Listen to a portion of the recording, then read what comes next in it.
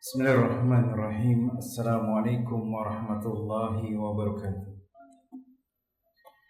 Alhamdulillahilladzi bi ni'matihi tatimmu shalihat. Segala puja dan puji syukur senantiasa kita ucapkan kepada Allah Rabbul Alamin, yang mana dengan nikmat yang diberikan oleh Allah Jalla Jalaluhu maka sempurnalah kebaikan-kebaikan. Wa nasyhadu an la ilaha illallah wahdahu la syarika lah, lahul mulku wa lahul hamdu wa huwa ala kulli syai'in qadir. Wa nasyhadu anna Muhammadan abduhu wa rasuluhu wa habibuhu wa khaliluhu, salawatu rabbi wa salamuhu alaihi wa ala alihi wa ashabihi wa man ihtada bihudahu ila yaumiddin, yauma la yanfa'u malun wala banun illa man atallaha biqalbin salim. Masyarul muslimin wal muslimat, jemaah yang semoga dirahmati oleh Allah Rabbul Alamin. Segala puja dan puji syukur terus kita ucapkan kepada Allah Jalla Jalaluhu. Kita memuja dan memujinya, bersyukur atas apa yang telah diberikan oleh Allah Rabbul Alamin dari nikmat-nikmatnya jemaah. Karena dengan nikmat yang diberikan oleh Allah Tabaraka wa Ta'ala maka sempurnalah kebaikan-kebaikan. Kemudian kita berselawat dan salam kepada Nabi kita Muhammad bin Abdullah sallallahu alaihi wasallam. Allahumma salli wa sallim wa zid wa barik wa an'im ala sayyidina wa maulana Muhammad bin Abdullah sallallahu alaihi wasallam. Ya Allah, semoga selawat beriring salammu, tambahan berkah dan nikmatmu senantiasa tercurahkan kepada hamba kekasihmu ya Allah, kekasih kami ya Allah, junjungan kami ya Allah, Muhammad bin Abdullah sallallahu alaihi wasallam. Jemaah yang semoga dirahmati oleh Allah Tabaraka wa Ta'ala, kita lanjutkan pelajaran dan kajian kita, masih membahas sebuah kitab yang dituliskan oleh Syekh Fuad bin Abdul Aziz, yaitu Kitabul Adab, yang mana di dalam kitab ini ada kumpulan adab-adab Islami yang diajarkan oleh Nabi sallallahu alaihi wasallam, yang mana seharusnya dimiliki oleh seorang yang beriman kepada Allah Tabaraka wa Ta'ala dan mengharapkan surganya dan ingin mengikuti sunnah Nabi sallallahu alaihi wasallam.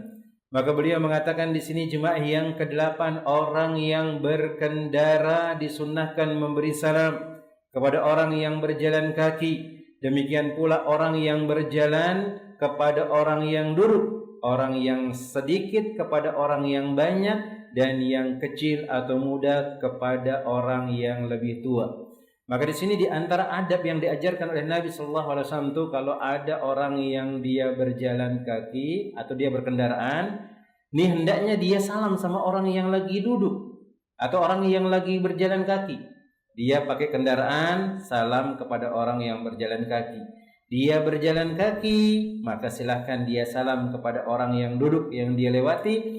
Kemudian orang yang sedikit kepada orang yang banyak, orang yang kecil kepada orang tua. Dan ingat sebagaimana yang kita sebutkan jemaah, salam ini adalah sebuah sunnah atau suatu sunnah Nabi sallallahu alaihi wasallam yang banyak dilalaikan oleh kaum muslimin. Kalau enggak sama jenggotnya maka dia enggak salam. Kalau enggak sama jilbabnya, mereknya Khadijah misalnya, maka dia enggak salam. Maka jelas hal ini adalah sesuatu yang dilarang oleh Nabi sallallahu alaihi wasallam. Karena Nabi sallallahu alaihi wasallam afsus salam bainakum, tu tebarkan salam di antara kalimat liman arafta wa man lam ta'rif, bagi orang yang engkau kenali, yang engkau dekat dengan dia, ataupun orang-orang yang mungkin engkau tidak pernah kenal tetapi dia adalah orang muslim. Maka ini yang diajarkan oleh Nabi sallallahu alaihi wasallam. Maka tentang masalah ini jemaah yang semoga dirahmati oleh Allah Jalla Jalaluhu, ada beberapa hadis yang sahih yang dijadikan dalil. Di antaranya adalah hadis yang dibawakan oleh Abu Hurairah radhiyallahu taala anhu, bahwasanya Nabi sallallahu alaihi wasallam mengatakan, yusallimur rakibu 'alal mashi wal qalilu 'alal katsir. Beliau mengatakan, hendaklah orang yang mengendarai kendaraan dia salam kepada orang yang jalan kaki, dan orang yang sedikit dia salam kepada orang yang banyak. Maka di sini Nabi Shallallahu Alaihi Wasallam pula menyebutkan dalam hadis yang lainnya, hadis yang dibawakan oleh Al Imam Al Bukhari. Beliau mengatakan yusallimu saghiru 'alal kabir wal maru 'alal qa'id wal qalilu 'alal katsir. Maka hendaknya anak yang kecil dia memberi salam kepada orang yang besar atau orang yang tua. Kemudian orang yang berjalan hendaknya dia menebarkan salam atau memulai salam kepada orang yang duduk, dan orang yang sedikit dia salam kepada orang yang banyak. Tapi ingat jemaah yang semoga dirahmati oleh Allah, maka Nabi SAW menyebutkan dalam hadis secara umum, apa kata beliau? Man bada khairukum man bada bisalam. Maka sebaik-baik kalian adalah orang yang memulai salam. Maka jangan nanti ada orang lagi jalan misalnya ibu-ibu, kemudian ada ibu-ibu yang duduk misalnya enggak disalamin. Akhirnya ibu-ibu yang duduk ini mengatakan, ini udah jalan di depan kita enggak salam, ini pakai sepeda motor kita jalan, padahal dia sudah kenal dakwah misalnya, dia sudah ngaji enggak mau salam. Kita katakan itu adalah syariat Allah menebarkan salam, tapi tidak hukumnya wajib, jemaah ingat. Adapun kalau orang yang menjawab jelas, maka bagaimana caranya? Maka silakan kalau ada kebaikan itu jangan tunggu orang dulu yang memulainya, jemaah. Lah. Tetapi kita harus lebih dahulu memulainya. Walaupun dia pakai kendaraan, sedangkan kita berjalan kaki. Walaupun mereka berjalan kaki, sedangkan kita duduk. Maka ingat hadis Nabi Sallallahu Alaihi Wasallam mengatakan, khairukum man badda'a bisalam. Sebaik-baik kalian adalah orang yang memulai salam. Maka silakan berlomba-lomba dalam kebaikan, berusaha untuk mendapatkan keberkahan dari Allah Rabbul Alamin, bukan saling mencemooh dan yang lainnya. Bersegera, karena sejatinya kebaikan yang akan didapatkan oleh seorang kaum muslim dan muslimat adalah ketika dia bersegera untuk melakukan kebaikan tanpa menunda-nundanya. Maka Allah Rabbul Alamin mengatakan, wasari'u ila magfiratin min rabbikum wa jannatin arduhas samawati wal ardu u'iddat lil muttaqin. Maka bersegeralah kalian untuk mengerjakan kebaikan dan kembalilah kalian kepada keampunan Allah Tabaraka wa Ta'ala. Karena sejatinya surga yang dia seluas langit dan bumi disiapkan bagi orang-orang yang bertakwa, dan orang-orang yang bertakwa itu adalah orang yang bersegera untuk melakukan kebaikan. Maka di sini beliau mengatakan sebagian ulama telah menjelaskan tentang hikmah didahulukannya mereka mengucapkan salam. Maka para ulama menyebutkan salamnya anak kecil kepada dewasa merupakan hak orang dewasa untuk dihormati dan dimuliakan. Ini dia di antara hikmahnya. Orang kecil itu harus menghormati yang besar. Maka Nabi SAW mengatakan, laisa minna man lam yarham saghirana wa lam yuwaffir kabirana. Maka bukanlah termasuk golongan kami, kata Nabi SAW, orang yang tua yang dia tidak menyayangi yang kecil, dan yang kecil yang tidak menghormati yang tua. Tapi walaupun seperti itu bukan berarti kita yang lebih tua enggak mau mulai salam. Gara-gara ada anak kecil lewat, ini kurang ajar misalnya, ini udah tahu kita tua, dia sudah duduk, dia sudah belajar agama, kok enggak mulai salam? Maka jangan seperti itu. Maka kita walaupun tua kita salam dahulu, maka silakan. Maka itu tidak akan merubah derajat kita di sisi Allah Jalla Jalaluhu. Bahkan yang memulai salam itu adalah sesuatu yang terbaik. Bahkan dia adalah manusia yang terbaik yang disebutkan oleh Nabi SAW. Dan ini adalah adab yang sepantasnya diterapkan, jemaah. Demikian pula salamnya orang yang berada di atas kendaraan kepada orang yang berjalan akan menimbulkan sikap tawadhu pada dirinya. Orang yang berada di atas kendaraan tersebut dan menjauhkan dirinya dari kesombongan, ternyata ada faedahnya. Ternyata di sini ada faedahnya. Allah memberikan kita nikmat lebih, maka dengan kita salam kepada orang lain itu ternyata akan membuat kita tawadhu, jemaah. Membuat kita rendah diri. Orang lagi berjalan enggak punya motor dia. Ternyata kita pakai motor. Lebih kaya mungkin daripada orang tersebut. Maka dengan salam tersebut, kata beliau di sini, akan membuat orang itu semakin tawadhu, akan membuat dia rendah diri, bukan menghinakan, tapi dia rendah diri, kemudian dia mengharapkan pahala dari Allah Jalla Jalaluhu.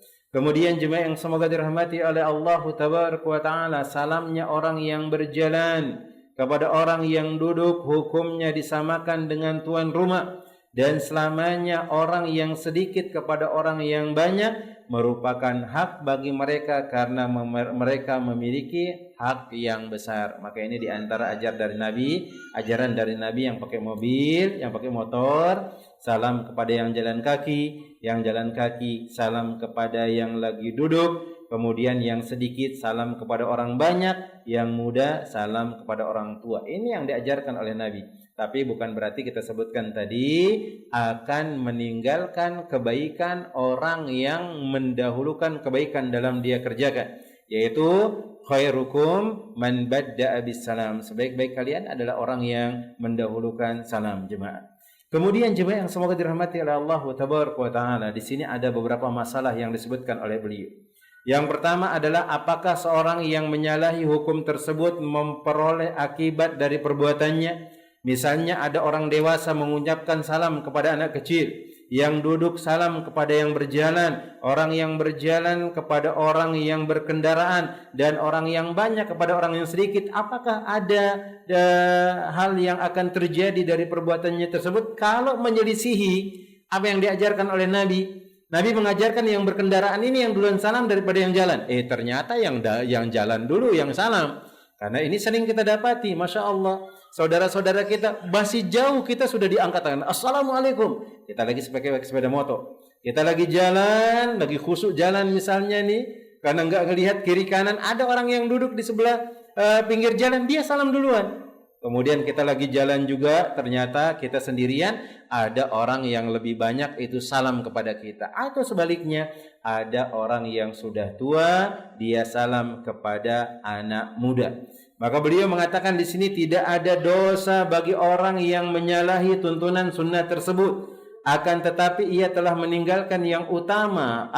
Al-Maziri berkata, seorang yang meninggalkan perkara yang disunnahkan tidak mengharuskan terjerumus kepada sesuatu yang makruh. Hal ini hanya sebatas meninggalkan perkara yang lebih utama. Maka apabila seorang yang dianjurkan untuk memulai salam akan tetapi yang lainnya mendahului, maka yang dianjurkan memulai salam tersebut dengan meninggalkan amalan yang sunnah, sementara orang yang lebih dahulu mengucapkan telah melakukan amalan yang disunnahkan pula, kecuali jika ia mendahului maka ia pun telah meninggalkan perkara yang disunnahkan. Intinya di sini, maka ini enggak jadi masalah. Cuman Nabi SAW mengatur seperti ini ternyata ada hikmahnya.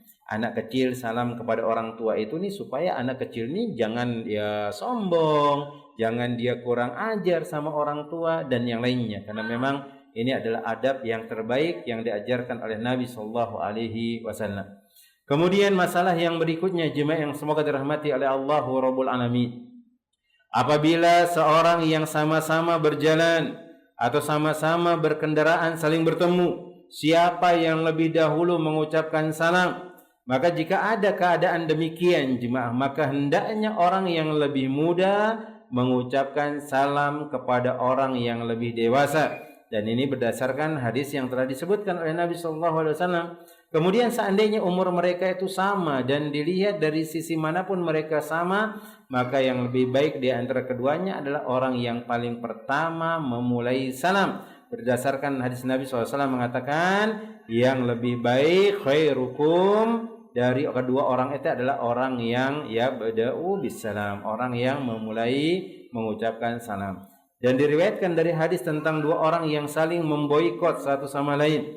Apa kata Nabi sallallahu alaihi wasallam disebutkan dalam hadis Jabir bin Abdullah radhiyallahu taala anhu, ia mengatakan al-mashiyani idza jtama'a fa ayyuhuma bada'a bis-salam fa huwa afdal. Maka kalau ada orang yang dua orang berjalan nih satu-satu, kemudian dia ketemu di jalan, maka barang siapa yang dia bertemu di jalan, orang yang pertama kali yang memulai salam, maka itu lebih utama. Dan ini dalil dari Nabi sallallahu alaihi wasallam.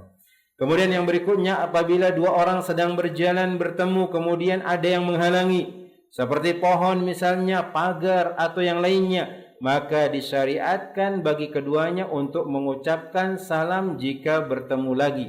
Apa jawabannya? Iya, disyariatkan bagi keduanya untuk saling mengucapkan salam setelah tidak ada yang menghalangi meskipun keduanya bertemu berulang-ulang kali. Maka silakan. Baru tadi WC ketemu, assalamualaikum. Masuk dari duduk untuk majlis taklim, assalamualaikum. Nanti kalau dia mau pulang, assalamualaikum. Ketemu di jalan lagi, assalamualaikum. Maka silakan. Maka orang yang saling mendoakan kebaikan adalah orang yang terbaik jemaah. Maka ini disebutkan oleh Abu Hurairah radhiyallahu taala anhu. Apabila seorang dari kalian bertemu saudaranya, maka ucapkanlah salam kepadanya. Jika ada penghalang di antara mereka seperti pohon, pagar atau batu, kemudian mereka bertemu lagi, maka hendaknya mereka saling mengucapkan salam. Kan ingat di dalam salam itu ada doa-doa terindah yang kita ucapkan, yang kita doakan kepada saudara atau saudari kita. Kemudian yang kesembilan, beliau mengatakan mengucapkan salam kepada wanita asing yang bukan mahramnya. Apa yang disebutkan oleh para ulama tentang masalah ini? Maka di sini kita ringkas pendapatnya ada dua. Pertama yang mengatakan tidak boleh secara mutlak. Tidak boleh secara mutlak. Kemudian yang berikutnya mengatakan boleh kalau memang terhindar dari fitnah, kata beliau. Tapi kalau salam kepada orang yang muda, yang cantik, kemudian bisa menggoda dirinya, maka itu dilarang. Dan ini pendapat yang pertama. Kalau yang kedua mengatakan adalah boleh. Yang mengatakan hal tersebut adalah Imam Ahmad rahimahullahu taala. Ia mengatakan di sini, aku bertanya kepada, atau disebutkan juga Sahih, beliau berkata, Salih berkata, aku bertanya kepada ayahku, bolehkah mengucapkan salam kepada wanita? Maka ia pun menjawab, adapun jika ia seorang wanita tua, maka hal itu dibolehkan. Jika dia seorang wanita muda, maka jangan engkau berbicara dengannya. Dan ini disebutkan. Tetapi yang sahih dan ini yang kita ambil adalah, maka dilihat kalau memang ketika salam itu akan menimbulkan fitnah, maka enggak usah salam kepada mereka. Dan ini adalah saddud dzara'i, menjaga supaya enggak terjadi hal-hal yang aneh-aneh. Tetapi kalau sekedar salam dan tidak menimbulkan fitnah, maka enggak jadi masalah. Dan ini terjadi yang terjadi di kalangan para sahabat. Disebutkan di sini misalnya hadis yang diriwayatkan oleh Ibnu Abi Hazim dari ayahnya, dari Sahal, ia berkata, seorang wanita mengirimkan barang dagangannya, kurma di Madinah. Ia membawa umbi-umbian dan melemparkannya di sebuah bejana serta mengumpulkan biji-biji dari gandum. Jika kami selesai mengerjakan sholat Jumat, kami pun pulang dan mengucapkan salam kepadanya. Ini salam kepada wanita tersebut. Dan wanita tersebut menyodorkan di antara barang-barang dagangannya kepada kami, dan kami pun senang dengan hal itu. Kami tidak tidur siang dan tidak pula makan siang kecuali setelah sholat Jumat. Maka di sini ada dua perbedaan para ulama. Yang pertama mengatakan secara mutlak itu tidak boleh. Karena kenapa? Karena ditakutkan nanti akan terjadi fitnah, jelas. Kemudian yang berikutnya yang mengatakan boleh. Kita ulangi lagi, yang satunya mengatakan mutlak tidak boleh. Kemudian yang kedua ini boleh, cuman nanti kalau menimbulkan fitnah maka itu dijauhi. Kalau memang takut tergoda dengan hal tersebut, maka tidak perlu salam. Tapi kalau biasa-biasa saja, karena memang salam ini adalah adab kebiasaan kita, ya, bertemu dengan ummahat silakan salam, bertemu dengan temannya misalnya atau siapa lagi maka silakan salam, nggak jadi masalah. Nggak jadi masalah hal tersebut selama tidak terjadi fitnah yang akan timbul dari salamnya seorang laki-laki kepada perempuan tersebut. Karena kadang-kadang mungkin ya nggak tahu apakah yang laki-lakinya atau perempuan yang baperan. Ketika dia suka mungkin sama perempuan tersebut disalamin, dikira nanti perempuan itu suka sama dia. Ya akhirnya sampai ke rumah-rumah disebut, oh tadi Anda disalamin sama cewek cantik, Masya Allah, namanya fulana, sampai sholatnya nggak tenang dia. Maka jelas ini tidak dibolehkan kalau memang menimbulkan fitnah seperti ini. Tapi kalau biasa-biasa maka silahkan. Karena Nabi SAW dalam dalilnya yang umum, maka silahkan engkau tebarkan salam kepada orang yang kau kenal ataupun orang yang tidak kau kenal selama dia muslim atau dia muslimah. Kemudian yang berikutnya jemaah yang semoga dirahmati oleh Allah Tabaraka wa Ta'ala, yang 10. Disunnahkan memberi salam kepada anak-anak kecil. Nih kalau ketemu sama anak-anak kecil misalnya, ketemu dengan anak-anak temannya di pengajian, dia ada duduk di samping, maka silakan disalami. Maka ini dianjurkan dan hal ini bertujuan untuk melatih dan mengajarkan mereka sejak dini di antara adab-adab Islam. Masya Allah kita lihat luar biasa kaum muslimin ini. Luar biasa, apa yang terjadi? Setiap ketemu disuruh anaknya salam ke temannya, bahkan temannya salam. Dan anak-anak kaum muslimin rata-rata kita lihat seperti itu cuma. Kalau antum mendekati dia, kemudian antum julurkan tangan antum salam, dia angkat tangannya, kemudian langsung dicium tangannya antum. Dan ini memang adab orang muslim. Dan ini adalah identitas kita yang mana harus dijaga sampai seterusnya cuma. Harus dijaga sampai seterusnya. Karena ini untuk melatih mereka adab-adab Islam, terus salam kepada orang-orang yang dia adalah orang-orang Islam. Dan ini diantara cara atau melakukan hal dan meneladani Nabi sallallahu alaihi wasallam. Yang mana Anas bin Malik radhiyallahu taala anhu telah mengabarkan kepada kita tentangnya bahwa ia berjalan bersama Nabi sallallahu alaihi wasallam, kemudian beliau melewati anak-anak yang sedang bermain, kemudian beliau mengucapkan salam kepada mereka. Salam. Bahkan sebuah cerita ketika bertemu dengan Abu Umair yang dia punya burung, kemudian mati burung itu karena dipegang tuh. Nangis, dia disalamin oleh Nabi SAW. Disalamin, kemudian dia dicandain oleh Nabi SAW. Ketika dia nangis, apa katanya? Ya Aba Umair, mada fa'alan Nugair. Wahai Abu Umair, apa yang terjadi sama si Umair? Apa yang terjadi sama Nugair? Nugair itu ada burung kecil yang dia pegang sampai mati jemaah. Kayak anak kecil jemaah dimainin mati. Hanya Nabi candain, bahkan pernah suatu ketika yang mana para sahabat segan sama Nabi, tapi ketika melihat anak kecil itu dicandain oleh Nabi sallallahu alaihi wasallam. Maka jangan kita merasa ketika kita memiliki jabatan misalnya, kemudian jadi ustazah, jadi ustadz, ketika anak kecil dia tidak mau bercanda kepada anak kecil, itulah karena itu diantara tanda kasih sayang kita kepada anak kecil, maka silahkan, dan itu yang diajarkan oleh Nabi sallallahu alaihi wasallam.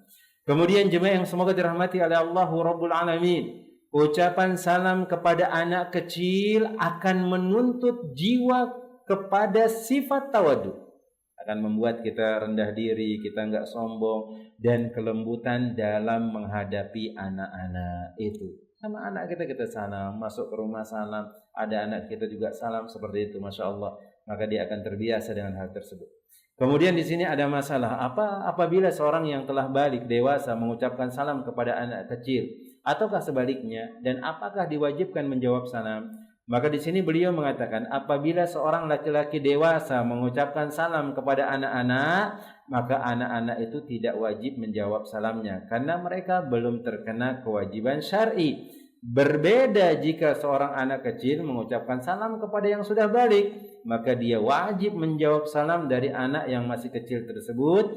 Inilah pendapat mayoritas dari para ulama, karena memang anak-anak kecil itu belum bisa salam kepada anak yang baru 2 tahun, 2 tahun setengah. Kadang-kadang dia bisa jawab, tapi nggak jelas jawabnya. Tapi itu untuk membiasakan mereka terus. Apakah dia berdosa dengan enggak? Dia tidak berdosa karena belum ada kewajiban. Wallahu ta'ala alam bissawab. Kemudian yang berikutnya jemaah yang semoga dirahmati oleh Allah tabaraka wa taala, yang ke-11 di antara adab-adab salam, maka mengucapkan salam kepada orang yang terjaga sedangkan di sekitarnya ada orang yang sedang tidur. Kita lewat, ternyata di mana misalnya di gazebo misalnya ada orang tidur-tiduran, kemudian ada yang main HP misalnya di sana, maka silakan salamin yang masih terjaga tersebut. Ini anjuran Nabi untuk terus menebarkan salam sehingga orang-orang akan mendapatkan kebaikan dari keberkahan salam tersebut. Dan hendaknya orang yang mengucapkan salam merendahkan suaranya sebatas apa yang dapat didengar oleh orang yang terjaga, sehingga tidak membangunkan orang yang sedang tidur. Hal ini berdasarkan hadis dari Miqdad bin Aswad radhiyallahu taala anhu. Dalam hadis tersebut ia berkata, setelah kami memerah susu dan setiap dari kami meminum bagian masing-masing, kami pun berikan kebagian kepada Nabi sallallahu alaihi wasallam. Kemudian Miqdad berkata, lalu beliau datang di waktu malam dan mengucapkan salam tanpa membangunkan orang-orang yang sedang tidur, dan hendaknya salam itu terdengar oleh orang yang tidak tidur saja. Maka dalam hadis ini terdapat ada adab nabawiyah yang tinggi di mana beliau memperhatikan keadaan orang yang sedang tidur agar tidurnya tidak terganggu, dan pada saat yang bersamaan beliau pun tidak melewatkan keutamaan salam. Kemudian yang berikutnya jemaah yang semoga dirahmati oleh Allah Rabbul Alamin, yang ke-12 di antara adab-adab salam, beliau mengatakan di sini Syekh Fuad bin Abdul Aziz, beliau mengatakan larangan mengucapkan salam kepada ahli kitab. Ini ada larangannya. Apa kata Nabi sallallahu alaihi wasallam? Beliau mengatakan, "La tabda'ul yahuda wan nasara bis salam, fa idza laqitum ahaduhum fi tariqin fattarruhu ila adyakihi." Beliau mengatakan, jangan kalian mengucapkan salam kepada orang-orang Yahudi dan orang Nasrani. Jika kalian bertemu atau seseorang kalian bertemu dengan mereka, maka desaklah dia ke bagian jalan yang lebih sempit. Ini katanya, jangan kasihkan dia jalan. Tapi di sini ya bukan berarti ditutup jalannya, nggak boleh sama sekali. Nah, di sini ada tahdiran bagi orang-orang yang memang dia tidak suka kepada Allah Rabbul Alamin dan membenci Allah Tabaraka wa Ta'ala. Dan di sini Nabi SAW mengingatkan kepada kita, orang-orang Yahudi dan Nasrani itu maka tidak perlu didoakan dia keselamatan sampai dia kembali kepada Allah Rabbul Alamin. Kemudian apabila kita membutuhkan mereka, apakah dibolehkan untuk memberikan salam kepada mereka? Misalnya ada kita mau butuh bantuan kepada mereka, ternyata yang duduk ini adalah orang-orang di luar dari agama Islam. Apakah perlu kita mengucapkan salam kemudian meminta bantuan mereka? Maka jelas hadis yang kita sebutkan tadi menunjukkan bahwasanya tidak diajarkan untuk menyapa mereka dengan ucapan salam. Silahkan disapa dengan selamat pagi atau selamat sore dan selainnya, dan ini berlaku untuk orang di luar agama Islam. Dan disebutkan dalam hadis yang lain, tidak layak mereka itu untuk didoakan keselamatan. Nah, tapi kalau mendoakan mereka supaya dapat hidayah, jelas itu adalah yang terbaik. Maka kita mengatakan Allahumma hdihi, ya Allah berikan mereka hidayah, kemudian mudahkan mereka untuk kembali kepada Engkau ya Allah, maka inilah yang terbaik. Kemudian disebutkan oleh Ibnu Mufli mengatakan bahwa Asy-Syaikh At-Taqiyuddin mengatakan, jika ia menyapa selain dengan ucapan salam yang membuat mereka senang, maka hal ini tidak mengapa, silahkan. Kemudian Imam Nawawi pun berkata, Abu Sa'ad yani Al-Mutawalli, beliau mengatakan, jika seorang ingin mengucapkan salam kepada seorang yang kafir zimmi, ia boleh melakukannya selain ucapan salam. Ia mengucapkan misalnya, hadakallah, semoga Allah memberimu petunjuk, an'amallahu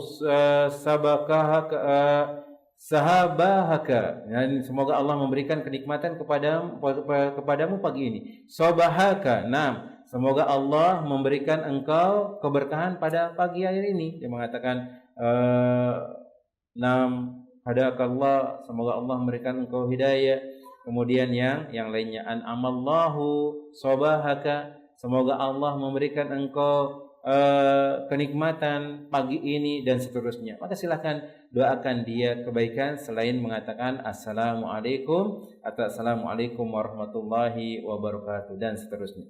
Nah, kemudian Al-Imam Nawawi pun mengatakan, apabila atau apa yang disebutkan oleh Abu Sa'ad ini boleh dilakukan jika memang diperlukan, yaitu dengan mengatakan semoga pagi Anda baik, sobahul atau sohibta bi khairin, semoga engkau pagi-pagi ini baik. Kemudian yang lainnya, maka ini enggak jadi masalah. Yang penting itu bukan lafaz salam mengatakan assalamualaikum dan yang lainnya.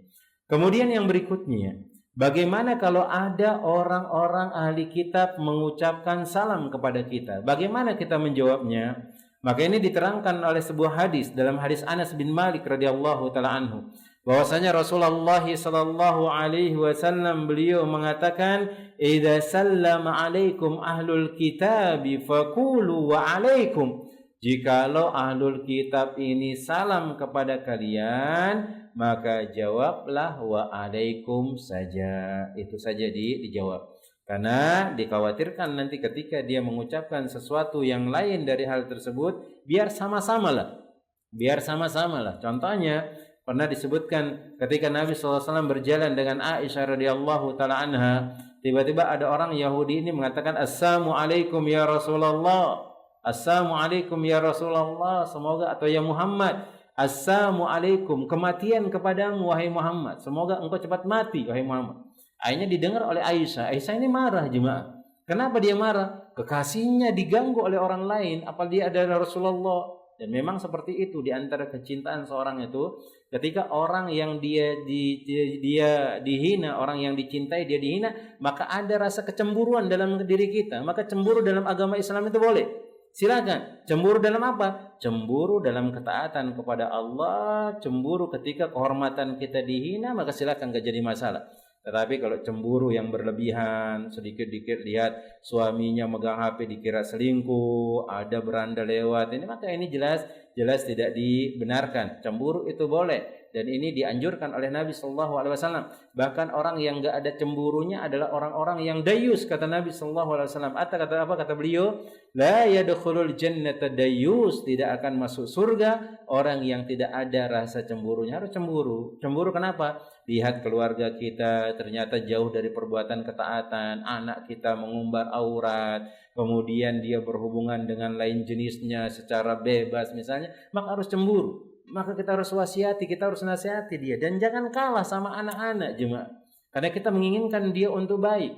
Kadang ada orang tua ini Masya Allah, lihat anaknya gadis, kemudian kalah dia sama anaknya, dibiarkan anaknya kemana-mana, umbar auratnya dan yang lainnya, maka kita katakan tidak benar hal tersebut.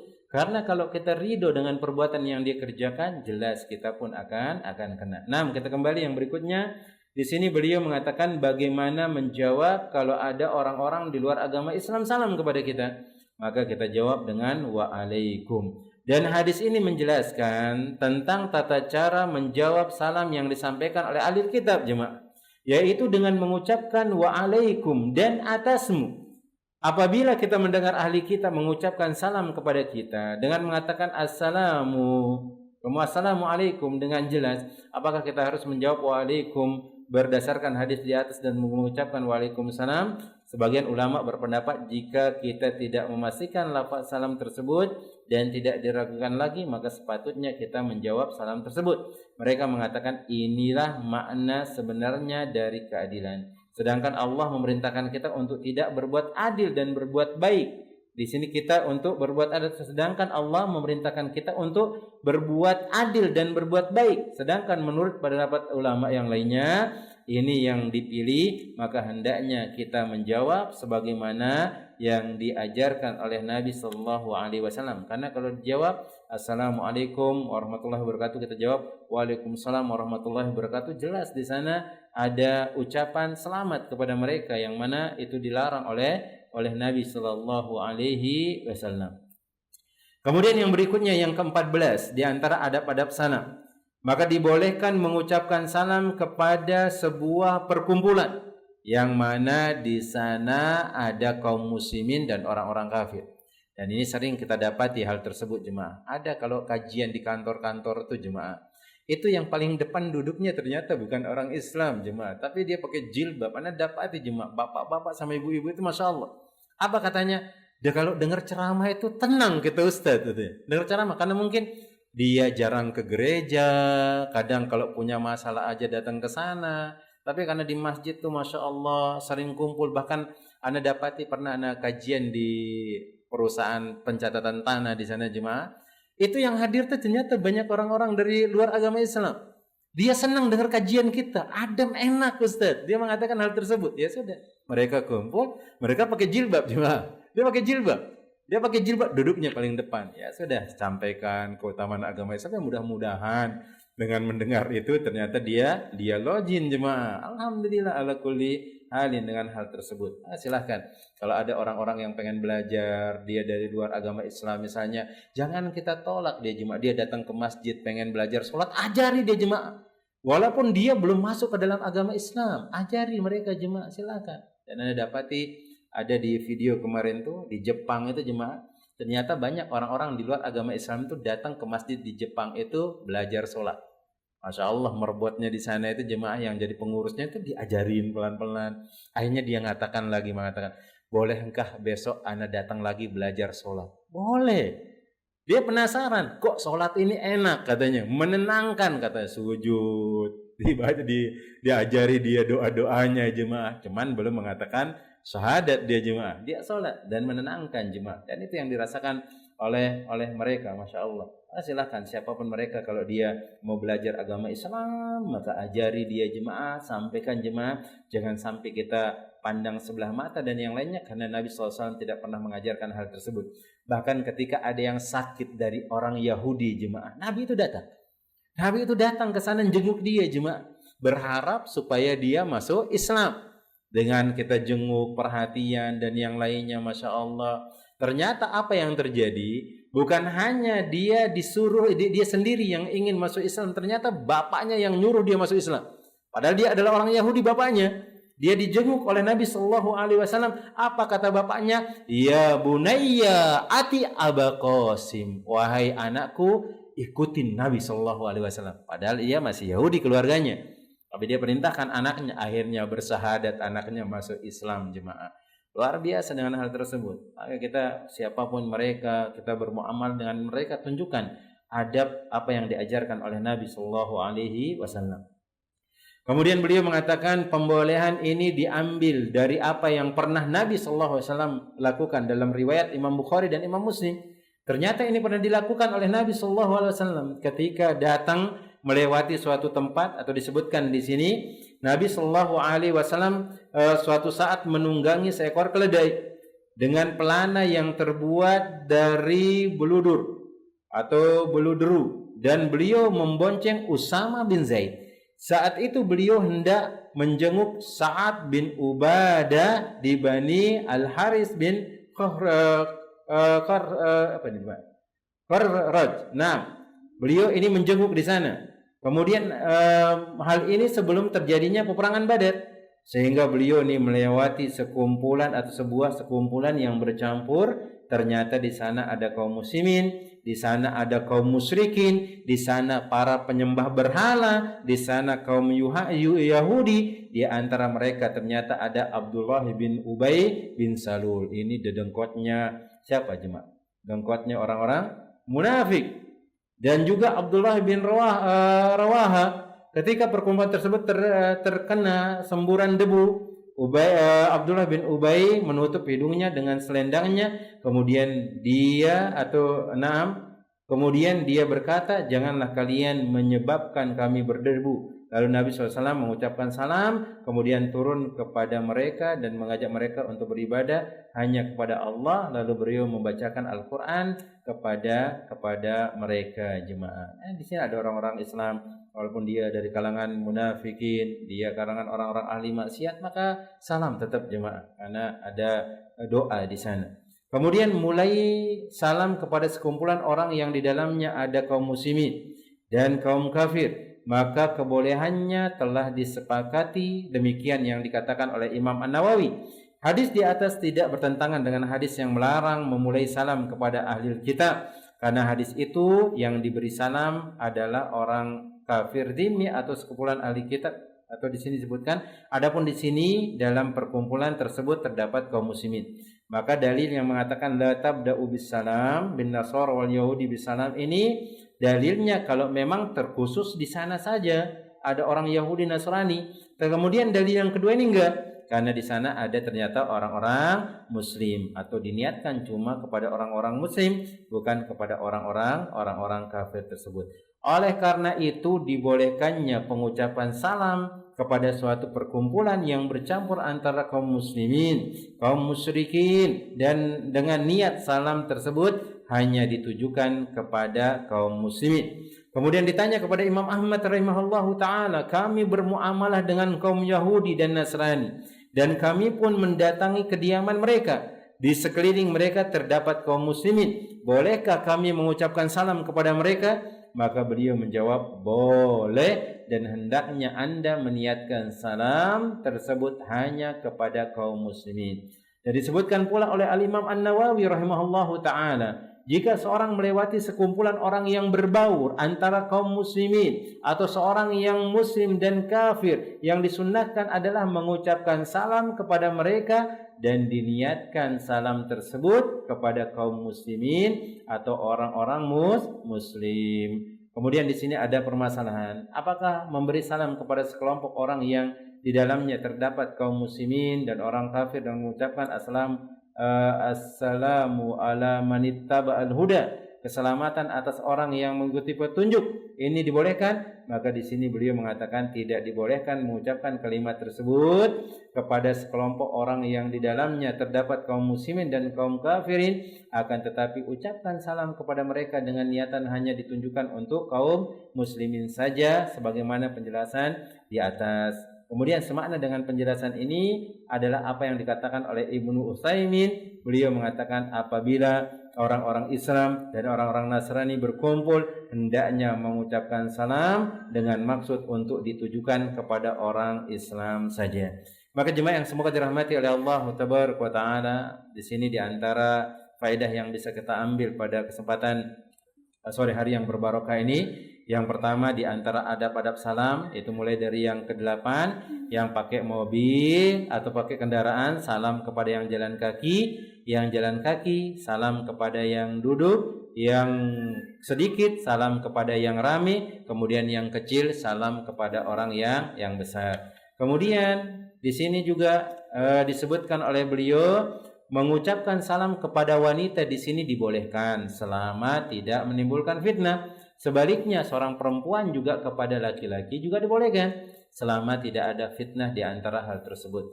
Karena memang fitnah ini atau pencegahan di sini disebutkan oleh para ulama sekedar saddud dzara'i, menjaga kemungkinan yang akan terjadi hal yang buruk. Adapun sekedar salam biasa bukan niatan yang lain, maka tetap dianjurkan karena menebarkan salam di antara amalan yang bisa masukkan orang ke dalam surga.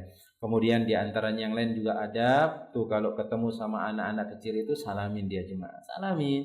Kenapa? Supaya mereka terbiasa dengan hal tersebut. Bukan hanya disalamin, ditanya kabarnya, udah makan belum, dan yang lainnya. Dan ini adalah rasa kasih sayang kita kepada mereka. Kemudian yang berikutnya, kalau ada orang yang kita lewati sedang tidur, kemudian ada yang terjaga, maka silakan boleh juga salam kepada yang terjaga dengan suara yang rendah misalnya, tidak mengencangkan supaya tidak mengganggu yang tidur. Kemudian yang berikutnya, jangan mendahului salam kepada orang-orang Yahudi dan orang-orang Nasrani. Dan adab yang berikutnya yang ke-13, kalau orang-orang ahli kitab itu salam kepada kita, cukup jawab wa'alaikum.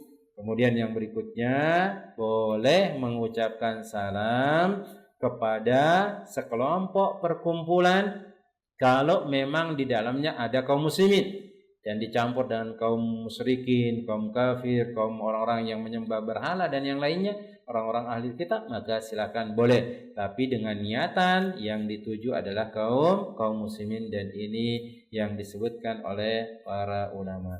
Allah Ta'ala alam shawab. Cuma ini yang mungkin dapat Anda sampaikan. Mungkin sisanya kita buka tanya jawab kalau memang ada pertanyaan. Nah, Fadhil jemaah, mungkin ada pertanyaan yang berkaitan dengan tema, boleh, atau mungkin ada yang lain. Nah,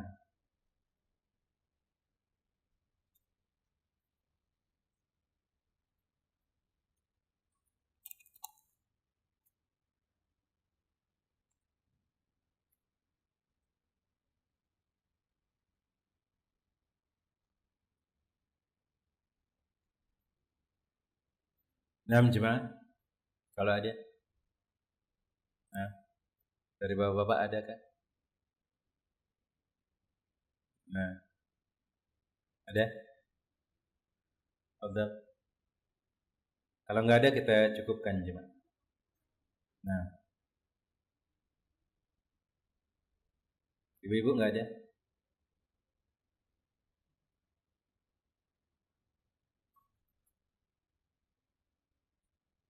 Mungkin sebagian kita mengatakan kok hebat sekali ya adab salam ini, banyak sekali di sini.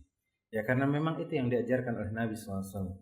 Dan ini ada beberapa adab, masih banyak lagi di sini. Sampai berapa adab jemaah? 25. 25. Nah,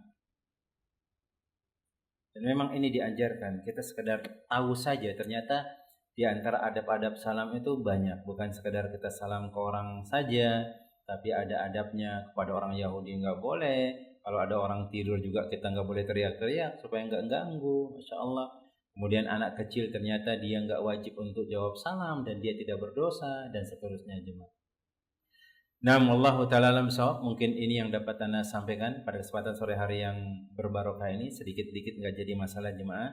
Kita pelajari dan kita berdoa kepada Allah supaya kita nggak bosan. Kadang ada di sini pembahasannya lebar tentang masalah adab. Padahal salam itu faedahnya ini dan ini sebenarnya sudah cukup saja. Tapi setidaknya kita akan mempelajari yang sedikit yang tersembunyi, yang mungkin tidak pernah kita ketahui. Maka belajar seperti ini akan menambah keilmuan kita dan akan mengetahui apa sih yang diajarkan oleh Nabi Shallallahu Alaihi Wasallam tentang syariat tersebut. Walaupun kelihatannya simple, walaupun kelihatannya mudah, ternyata ada hal-hal yang belum pernah kita ketahui. Nah, ini diantara faedah duduk belajar, mempelajari apa yang diajarkan oleh Nabi Shallallahu Alaihi Wasallam. Allah Ta'ala alam shawab. Semoga Allah Ta'ala memberikan kemudahan dari semua urusan kita jemaah, kemudian memudahkan kita untuk menebarkan salam dan mengamalkannya dalam kehidupan sehari-hari. Kita ajarkan kepada suami kita ajarkan kepada istri kita ajarkan kepada anak-anak kita, dan kita ajarkan kepada keluarga kita. Nah, kita cukupkan dengan doa kafaratul majlis. Subhanakallahumma wa bihamdika asyhadu an la ilaha illa anta astaghfiruka wa atubu ilaik. Assalamualaikum warahmatullahi wabarakatuh.